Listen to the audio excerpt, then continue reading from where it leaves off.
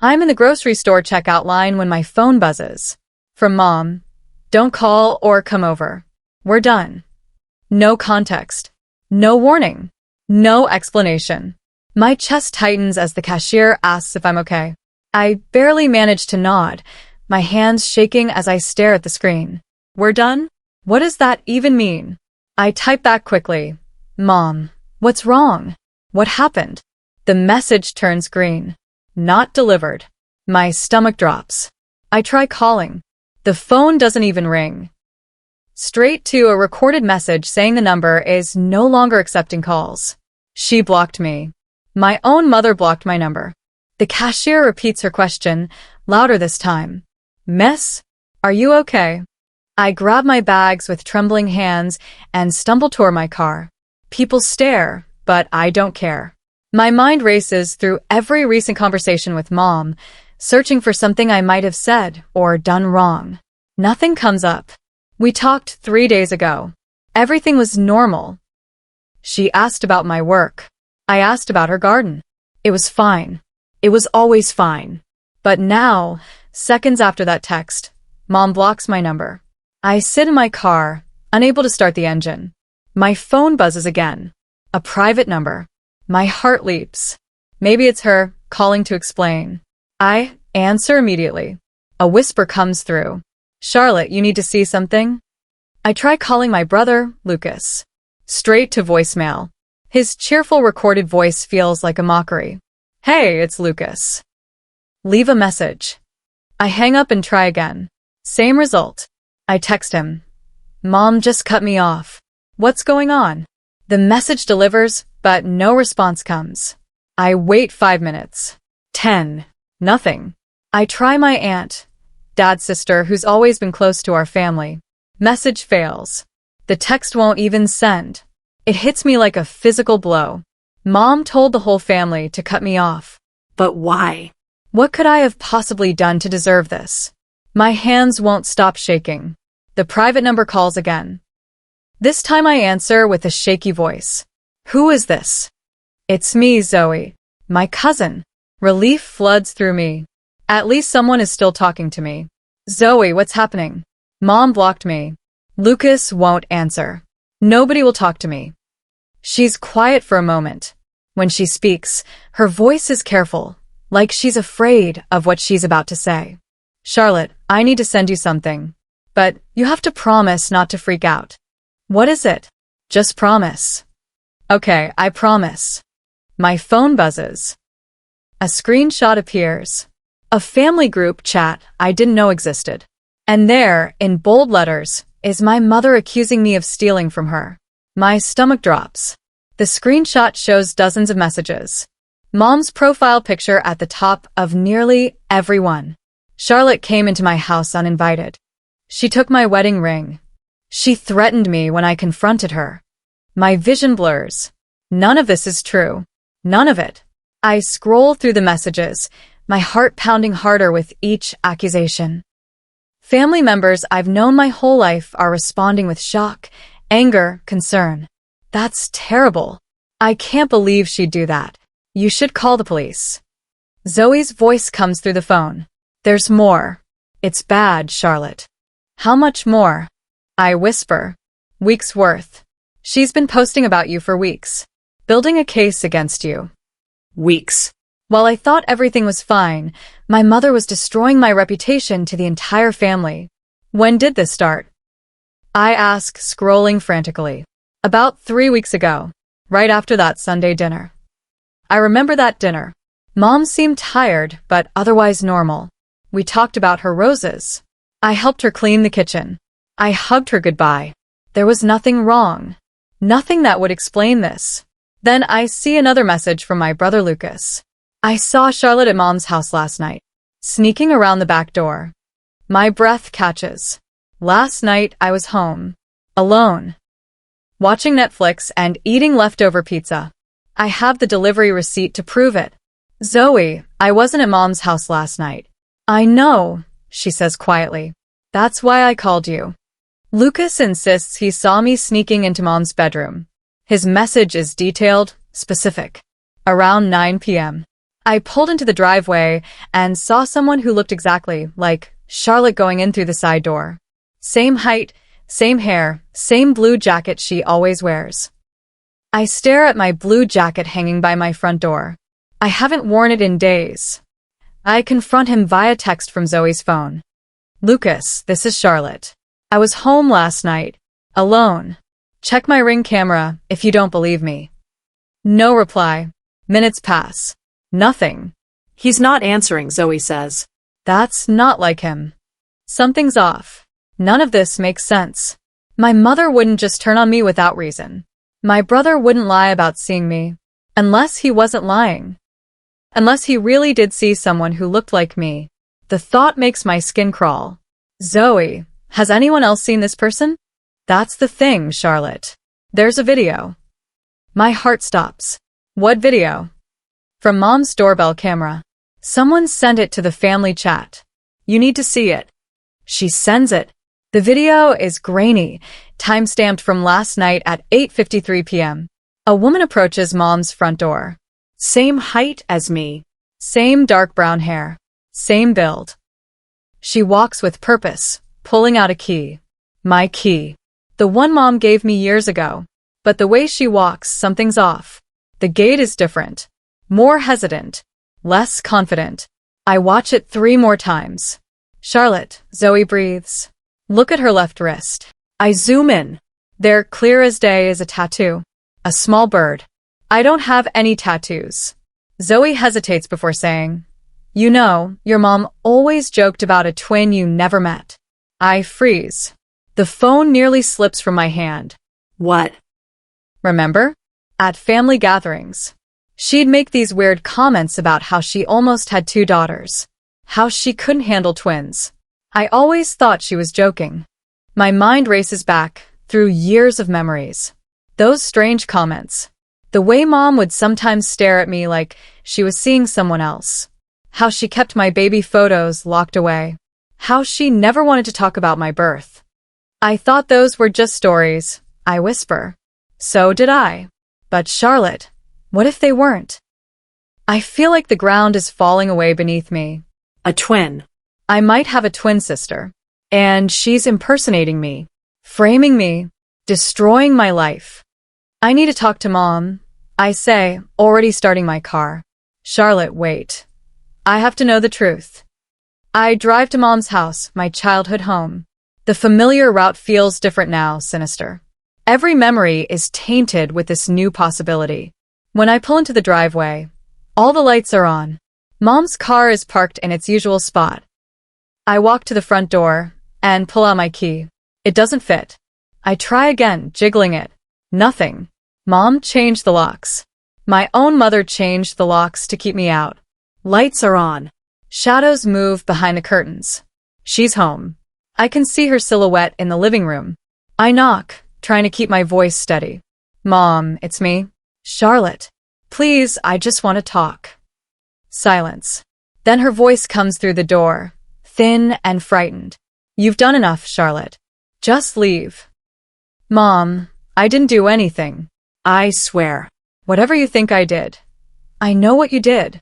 Lucas saw you. The camera saw you. Just go away. Tears stream down my face. Please, Mom. Let me explain. I wasn't here last night.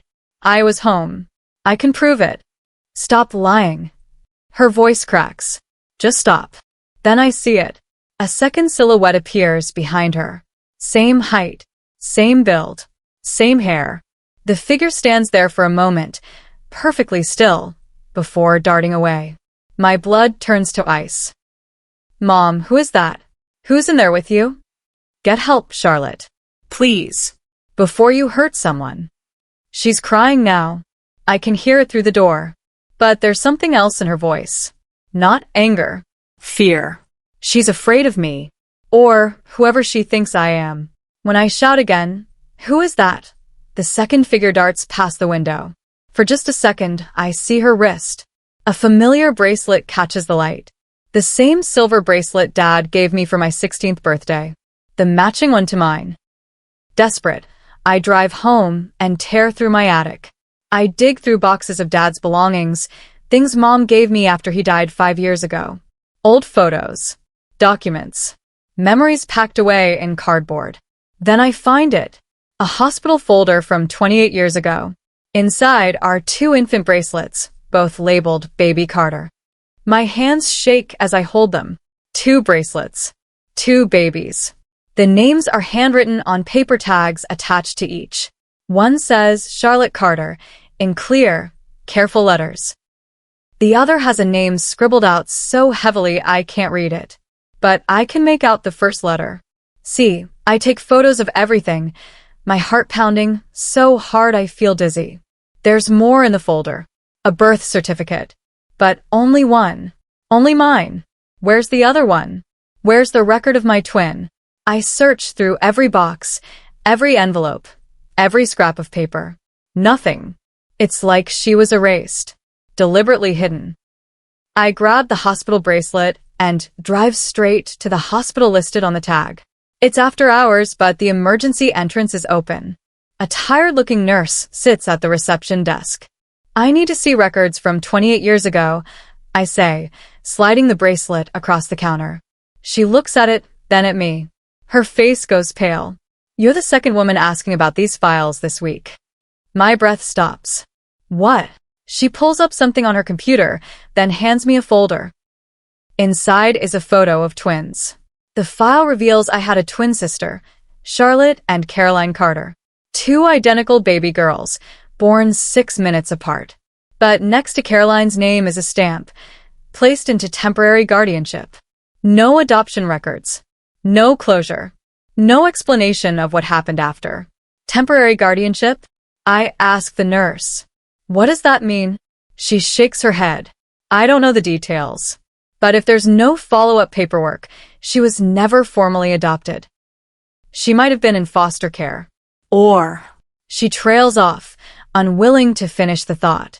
Or what? Or someone kept her without legal documentation. The words hang in the air, heavy and horrible. My mother kept my twin sister hidden. For 28 years. Did my mother come here? I ask. The other woman who asked about this? The nurse nods slowly. About a week ago. She seemed upset. Took copies of everything. What did she look like? Like you, the nurse says simply. Exactly like you. I drive home in a daze, my mind spinning. Caroline. My sister's name is Caroline, and she's been hidden her entire life. Why? Why would Mom do this? Why would she keep us apart? My phone rings. Zoe. Charlotte, I found something else. Mom recently updated her will. What does that have to do with anything? Everything goes to my caregiver child.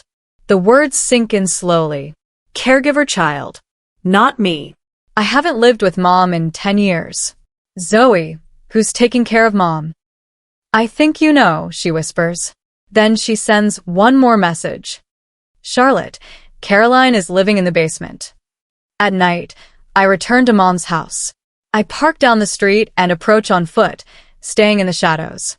The main floor is dark now, but there's a faint light coming from the basement window. I crouch beside it, peering inside. A woman paces back and forth in the small space. My face, my hair, my body. But her movements are jerky, anxious. She's terrified. The basement looks nothing like I remember. It's been converted into a bedroom, but the door has a lock on the outside. There are bars on the window. This isn't a bedroom. It's a prison. Caroline stops pacing and sits on the edge of the bed, putting her head in her hands. Even from here, I can see her shoulders shaking. She's crying. I'm about to knock on the window when someone clamps a hand over my mouth from behind. I try to scream, but the hand tightens. Strong arms drag me backward, away from the window. Panic explodes through me. I kick and struggle, but whoever has me is stronger. Stop fighting, a familiar voice hisses. Lucas. My brother drags me behind the house, into the dark space between Mom's garage and the fence. He releases me, and I stumble forward, gasping. What are you doing here? He demands. What am I doing? What are you doing? I shout back. He's frantic, sweating, his eyes wild. You weren't supposed to find her. Find who? Caroline? My twin sister that nobody told me about. Lucas flinches. You don't understand.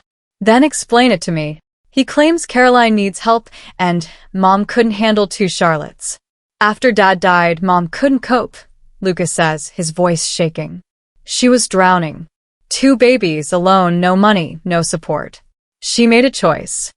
She abandoned her own daughter. She gave her up for adoption. Or she tried to. But something went wrong. Caroline ended up in foster care. Bad foster care. He runs his hands through his hair, a gesture I've seen him do since we were kids when he's stressed. When Caroline turned 18, she found Mom. Showed up at the door. Mom didn't know what to do. She was terrified you'd find out. Terrified of what you'd think of her. So, she's been hiding Caroline in the basement? She's been protecting her, Lucas insists. Caroline has problems, Charlotte. Mental health issues. Trauma from the foster system. She needs help, but Mom couldn't afford treatment. She's been caring for her, keeping her safe. In a locked room with bars on the windows? Lucas won't meet my eyes. It's complicated. It's imprisonment.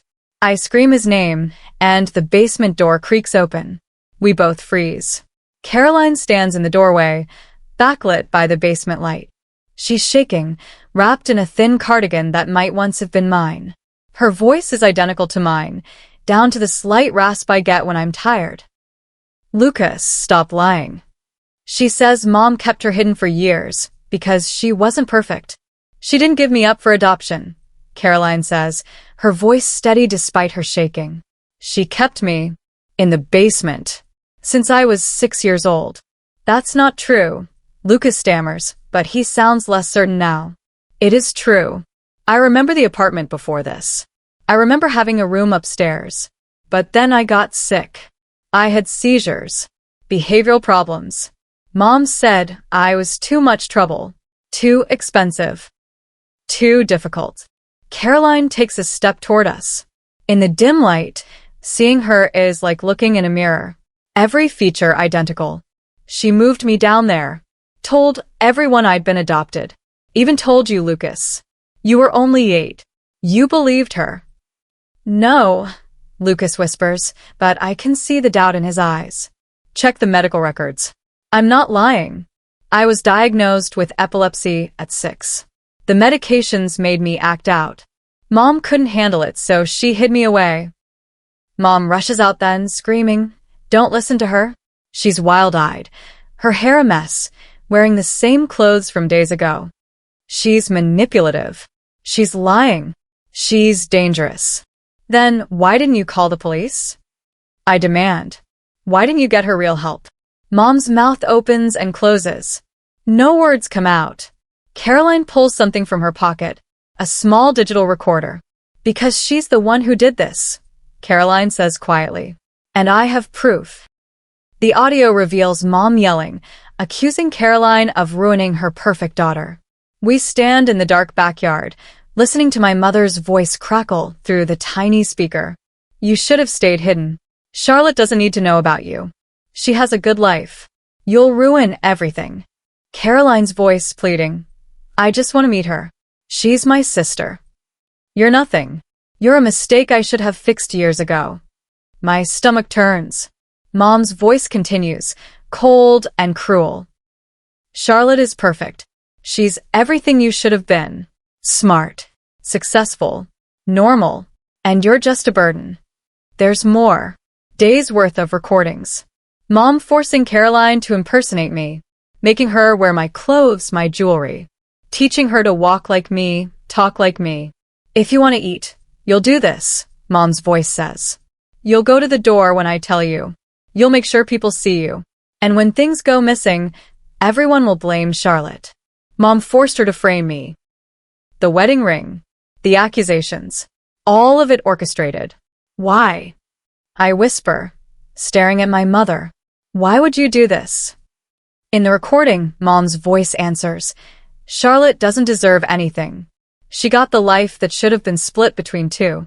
She got all the love, all the attention, all the opportunities. It's only fair she loses some of it. Mom lunges for the recorder. Lucas tries to restrain me, but I push past him. Caroline shields me and shouts, "Help us." Her voice cracks with desperation. Mom's fingers close around the recorder, but Caroline holds tight. They struggle, and I see something I've never seen before. Real fear in my mother's eyes. Not fear of Caroline. Fear of the truth coming out. "Let go." Mom screams. "You'll ruin everything. You already ruined everything." Caroline shouts back. Sirens wail in the distance, getting closer. Someone called the police. Maybe a neighbor heard the shouting. Mom stops struggling. She looks at me, then at Caroline, then back at me. For a moment, I see something flicker across her face. Regret? Guilt? Then it's gone, replaced by cold anger. She whispers, "You'll regret this." The police cars pull into the driveway, lights flashing red and blue across the house. Officers step out, hands on their belts, taking in the scene. For people in a backyard. Two who look identical. One crying, one furious, and Lucas caught in the middle, looking like he wants to disappear. "Someone called about a disturbance?" An officer asks. Caroline holds up the recorder. "I need to report 22 years of false imprisonment." The officer's expression changes immediately. "Ma'am, I'm going to need you to explain that." And Caroline does. Every word. Every horrible truth. Police separate everyone. They take Mom to one squad car, Caroline to another, Lucas to a third. I sit on the front steps, wrapped in a blanket an officer gave me, watching my family fall apart. Caroline tells officers about years of hidden captivity. The locked room, the bars, the manipulation, medical neglect. She shows them scars from where she hurt herself trying to escape. Shows them the basement that became her prison. Lucas tries blaming me. I hear him through the open car window, his voice rising. Charlotte must have known something. She must have suspected. But the evidence doesn't support his claims. The tattoo that's not mine. The video discrepancies. The recorder. My Ring camera footage from the night he claimed to see me. All of it exposes the lies. An officer approaches me. "Miss Carter, we're going to need a full statement from you." Am I in trouble? No. But we need to document everything. You're a victim of identity theft and defamation. This is serious. They ask about the bracelet, about Dad's belongings, about the hospital files. I answer every question, my voice mechanical, my mind somewhere far away. Mom is taken into custody. I watch her being led away in handcuffs, her head down, refusing to look at anyone. This is my mother, the woman who raised me, who taught me to ride a bike, who helped me with homework, who held me when I cried. And she did this. She destroyed Caroline's life to protect mine. Or maybe to protect herself. Lucas is questioned for aiding concealment. He didn't know Caroline was imprisoned, but he knew she existed. He brought her food sometimes. Ran errands for Mom. He claims he thought he was helping. She told me Caroline was sick, he says, crying now. That she needed to stay in the basement for her own safety. I believed her. The officers exchange looks. Whether he's telling the truth or covering himself, I can't tell anymore. I'm interviewed as a victim of identity theft and defamation. They document every false accusation, every blocked number, every family member who cut me off based on lies. We'll need to notify everyone in that family chat, an officer explains. They need to know the truth, and you may want to consider legal action. Legal action against my own mother. The thought makes me sick. But what choice do I have? She tried to destroy my life to cover up her crime. When they finish questioning me, Caroline asks to speak with me privately. The officers allow it, keeping watch nearby. We sit on the front steps together. Sisters. Identical twins who should have grown up together. I'm sorry, she says quietly. For everything. For the confusion. For scaring you. I didn't know what else to do. You don't have to apologize. Yes, I do. I helped her frame you. I wore your clothes. I took your spare key from her room. I knew it was wrong, but I was so desperate for her to love me. I thought if I did what she asked, maybe she'd finally see me as a real daughter. Her voice breaks. I just wanted a mother.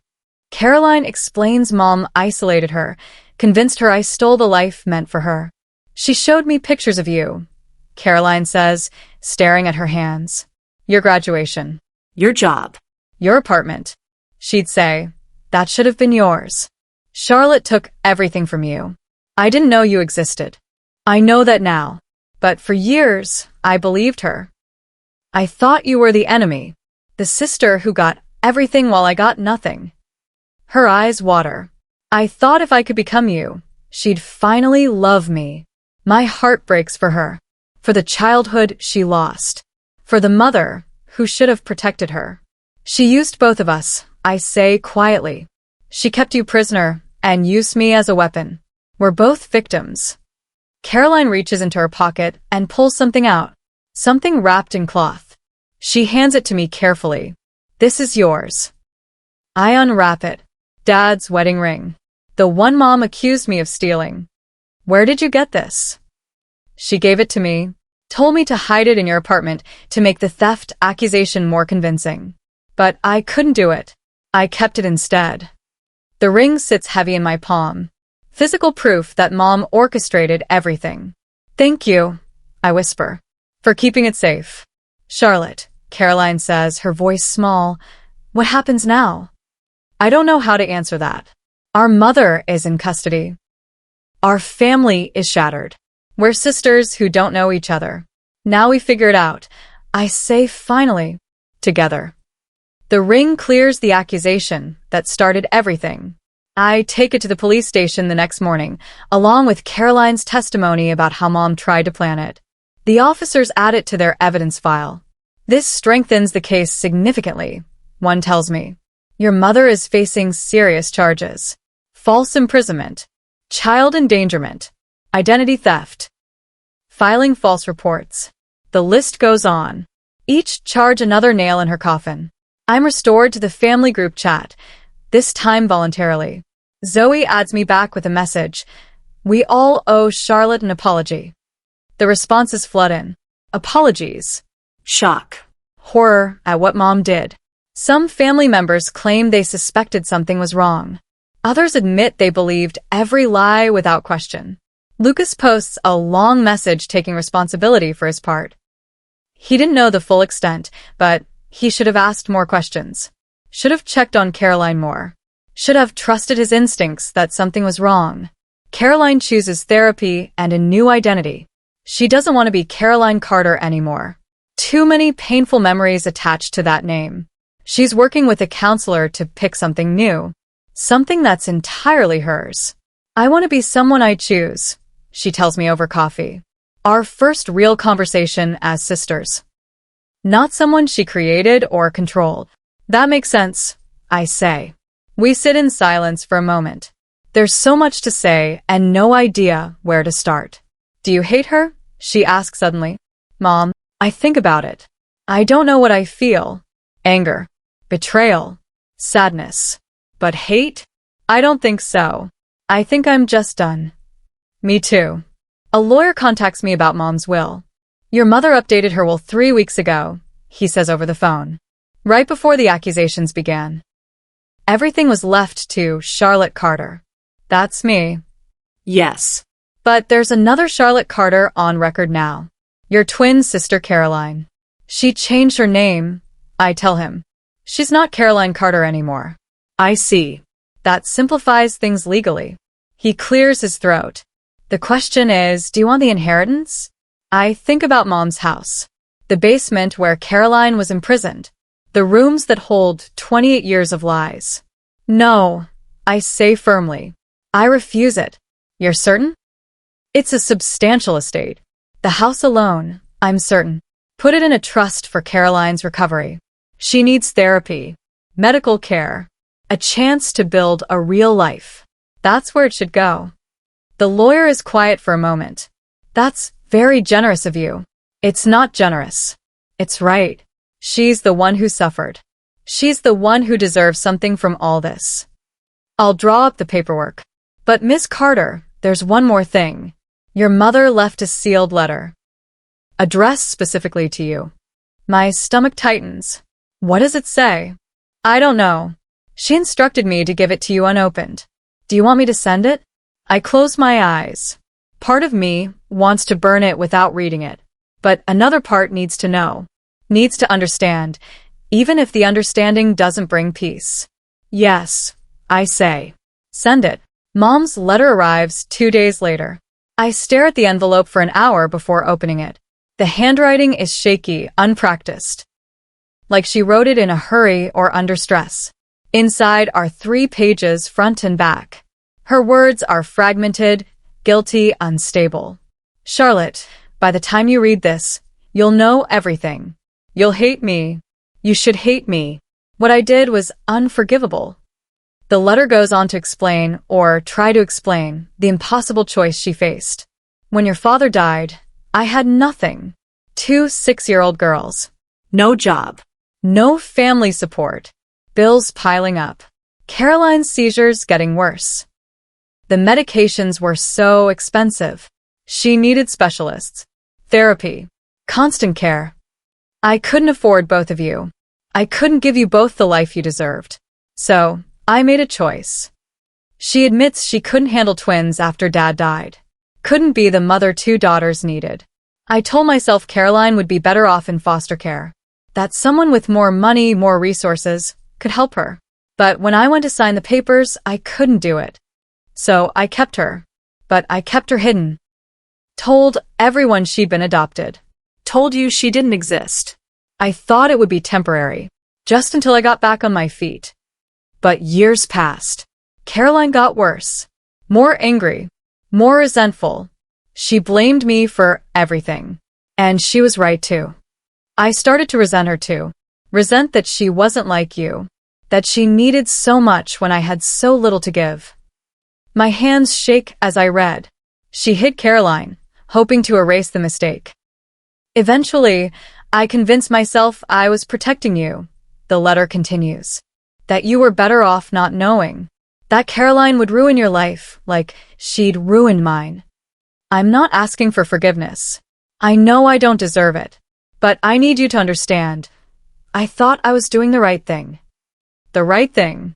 Imprisoning a child. Stealing her life. Framing her sister. Caroline reminded me every day of my failures. But you, Charlotte, you were perfect. You were proof that I hadn't completely destroyed everything. When Caroline demanded to meet you, I panicked. I couldn't let her take you away from me. Couldn't let her poison you against me. So I used her. Made her pretend to be you. Made sure everyone saw her as the problem, not me. I know what I did. I know it was monstrous. But I was so afraid of losing you. The letter ends with a single sentence, underlined twice. I loved you both, but I couldn't save you both. I'm sorry. I fold the letter carefully and put it back in the envelope. My face is wet with tears. I didn't realize I was crying. She loved us. In her broken, twisted way, she loved us. But love without action is just a word. And her actions destroyed Caroline. I take the letter to Caroline's new apartment. She's been living in a small studio, working with social services to build an independent life. When I hand her the letter, she stares at it for a long time. Do you want me to read it? She asks. That's up to you. She opens it, reads it slowly. When she finishes, she sets it down on the coffee table. She still doesn't get it, Caroline says quietly. She still thinks this was about money, about resources. But it wasn't. What was it about? Control. She wanted to control everything. Control the narrative. Control who knew what. Control how people saw her. Caroline looks at me. She couldn't control me. My seizures, my anger, my needs, she couldn't control any of it. So she locked me away. I'm sorry. Me too. Months pass. Mom's trial approaches. The prosecutor says it's one of the most disturbing cases she's handled. The premeditation. The manipulation. The length of time. It's extraordinary in the worst way. Caroline and I are both expected to testify. The thought makes me sick, but I know it's necessary. Lucas visits me one afternoon. We haven't spoken much since that night. I'm sorry, he says simply. For everything. for not looking closer, for not asking more questions, for believing her. Did you really think Caroline was getting proper care? I wanted to believe it. It was easier than admitting Mom might be hurting someone. He stares at his hands. I failed both of you. We all failed Caroline, I say. But we can't change the past. We can only do better now. He nods. Is she okay? Caroline? She's getting there. It'll take time. Can I meet her? Properly, I mean, not in a crisis. I text Caroline. She agrees to coffee with the three of us. When we meet, it's awkward at first. Lucas keeps staring at Caroline and me like he can't believe we're identical. Sorry, he says, catching himself. It's just weird seeing you both. Weird for us too, Caroline says with a small smile. It's the first time I've seen her smile. We talk for 2 hours, sharing stories, filling in gaps.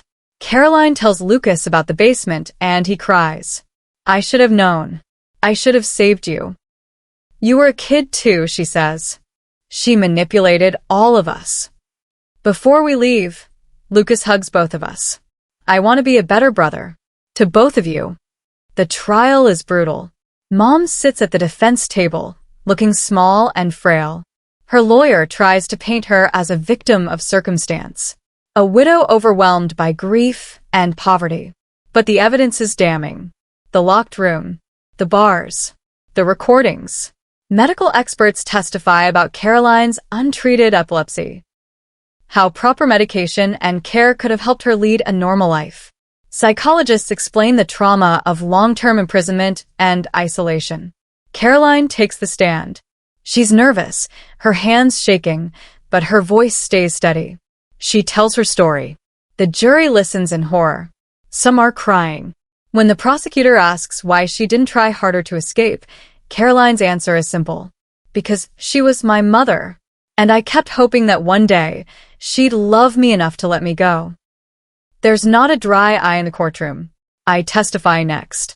About the false accusations, the blocked numbers, the destroyed relationships, how my life was nearly ruined by someone who was supposed to protect me.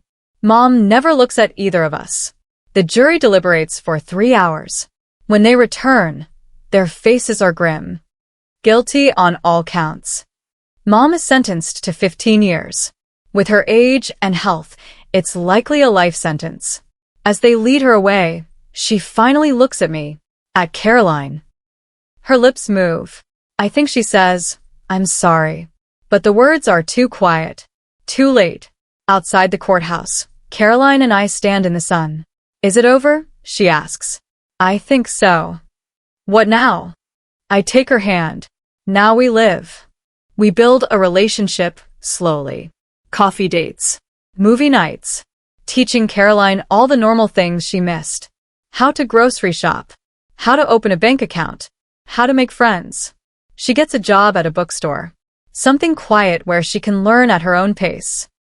Her boss is kind, patient with her anxiety. For the first time in her life, Caroline has choices.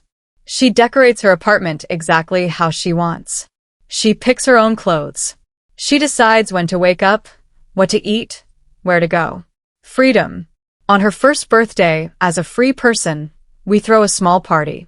Just me, Lucas, Zoe, and a few friends Caroline made at work. She cries when we bring out the cake. I never had a birthday party before, she whispers.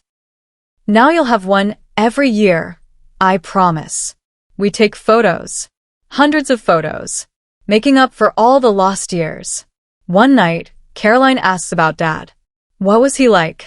I pull out old photo albums. We sit for hours as I tell her stories. Dad's terrible jokes. His love of gardening. How he sang off-key, but with enthusiasm. He would have loved you, I say. He would have fought for you. Do you think he knew? Before he died? I don't know, but I don't think he would have allowed it. She nods, staring at his picture. I wish I'd met him. Me too. A year passes. Then 2. Caroline thrives. She gets her own apartment, bigger than the studio. She starts taking college classes. She makes real friends who know nothing about her past. She's building a life entirely her own. I watch her grow into herself, become confident. Happy. Free.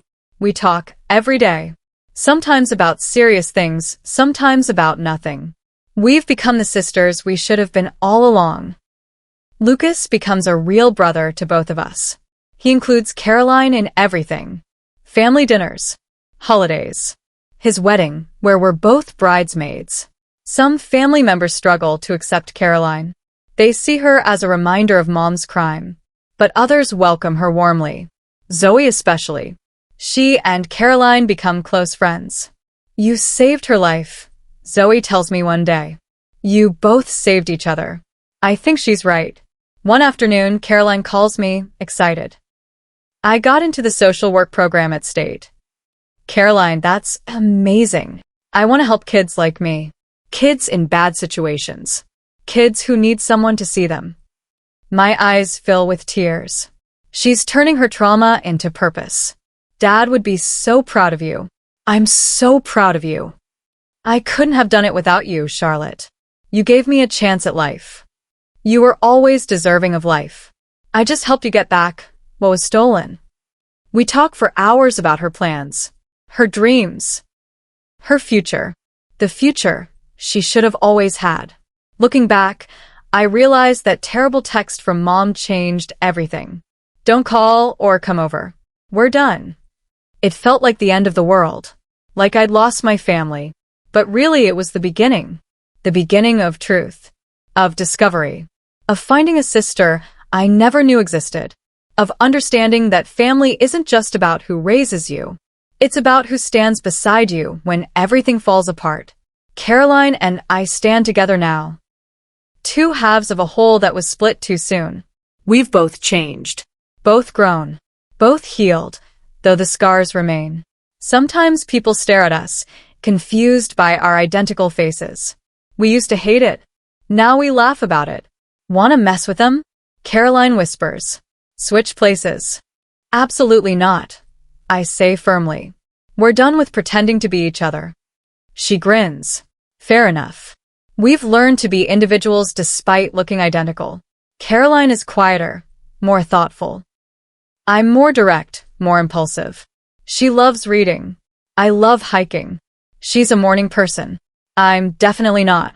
We're the same, but different. And that's perfect. Looking at her, I see strength I'm not sure I would have had.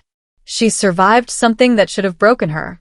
And she came out the other side with kindness intact. Mom texted me that day thinking she was ending our relationship. But she gave me something far more valuable. She led me to my sister. I didn't just lose my mother that day. I gained a sister who finally knew freedom. And together, we built something Mom couldn't control. A real family. One based on choice. On truth. On love that doesn't imprison. So when people ask if I regret what happened, if I wish I'd never found out, I always say the same thing. No. Because finding the truth gave me back the sister I never knew I'd lost. And Caroline always adds, and it gave me the life I was always meant to have. That's what matters. Not the pain of the past, but the freedom of the future. We're finally free, both of us, and nothing will ever lock us away again.